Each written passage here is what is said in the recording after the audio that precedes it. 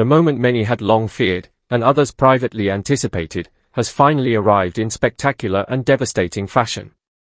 Sir Keir Starmer's tenure as leader of the Labour Party is not simply under pressure, it is disintegrating in real time. What began as whispered unease has now erupted into a full-blown political implosion. The scale of the collapse is more profound than even the bleakest predictions of his fiercest critics.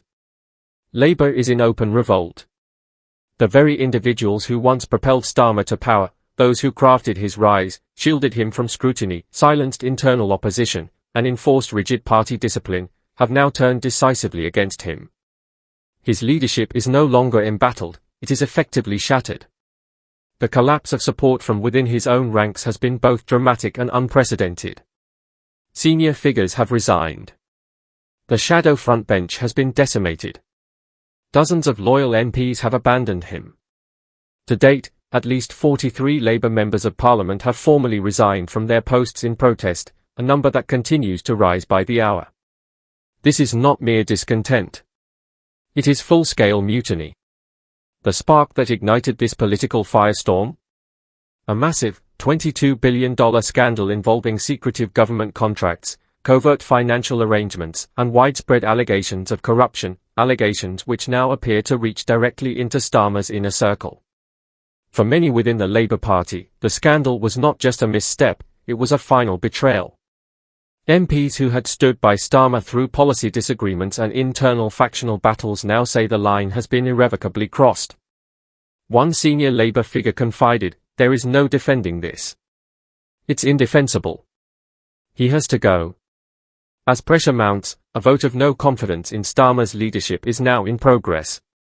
Labour Party members, local branches, trade union leaders, and MPs alike are coalescing around a singular conclusion, that the leader who once promised integrity and accountability has irreparably compromised both. What we are witnessing is not merely a political scandal, it is the wholesale unravelling of Starmer's leadership, and the potential disintegration of the party itself. The events of the past 48 hours have shaken Labour to its very core, with implications that may well echo through the next general election and beyond. It all began with whispers in Westminster.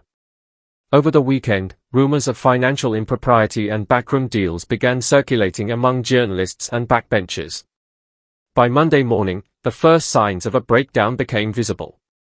Mid-level shadow ministers began to tender their resignations. Within hours, the exodus became a flood. By midday, Starmer's leadership team was in chaos. Resignation letters were landing every half hour. Each one grew more scathing in tone and more explicit in its accusations. These were not obscure figures or rebellious backbenchers, they were loyalists, previously dependable allies, including some of the most senior and influential voices within the party. This was not a routine reshuffle. It was an uprising. Internal documents and leaked memos began to surface. WhatsApp group messages were leaked to the press. Coordinated statements were released across social media platforms. The message, from all quarters of the Labour movement, was stark and unified: Starmer's leadership is untenable. His governance has become a liability. At the heart of the crisis is a staggering $22 billion in public spending, authorized via a series of opaque contracts during a time of economic hardship. Many of these contracts were awarded without the usual competitive tendering process. Oversight mechanisms appear to have been bypassed entirely. One particularly egregious example involves a consultancy firm linked to an associate of Starmer's chief of staff, which allegedly received $3.4 billion for vague advisory work. There is, to date, no clear documentation showing what services were delivered in exchange for such an enormous sum. The public reaction has been one of shock and fury. But inside the party, the revelations have cut even deeper, touching on questions of trust, loyalty, and moral legitimacy. Starmer's critics are no longer limited to the usual dissenters. Former allies have broken ranks. The Shadow Chancellor was among the first senior figures to go, delivering a blistering resignation speech in which she accused Starmer of gross misconduct, abuse of public trust, and moral bankruptcy. Shortly thereafter, the Shadow Foreign Secretary also resigned, stating unequivocally that she could no longer serve under a leader who places personal loyalty and private enrichment above the needs of the public. By the close of business, more than a dozen high-ranking shadow ministers had stepped down. Constituency Labour branches began convening emergency meetings. Activists burned party membership cards in protest. One regional party officer described it as a wholesale collapse of faith. On social media, the hashtags #StarmerOut, #LabourLeaks, and #StarmerResign began trending. The anger was palpable. And the betrayal, according to insiders, was profound. How did it come to this? For a time, Starmer had successfully portrayed himself as a measured, principled leader, a technocrat committed to restoring Labour's credibility after years of infighting. He had promised a clean break from factionalism, a new era of accountability and professionalism. But insiders now allege that behind the scenes, Starmer fostered a culture of secrecy and control. Whistleblowers were ignored. Internal investigations were quietly shelved. MPs who raised concerns were reportedly warned to stay silent in the name of party unity. Several have now come forward to claim they were punished for dissent, stripped of committee roles, denied funding, or threatened with deselection. The party, they say, has been run more like a closed cartel than a democratic institution. And with the revelation of this $22 billion scandal, the facade has come crashing down. In a desperate attempt at damage control, Starmer held a press conference late in the evening.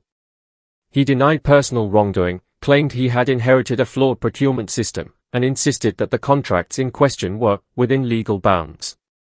He accused his detractors of playing political games and attempting to divide the party. But few were convinced. Not the press. Not the public.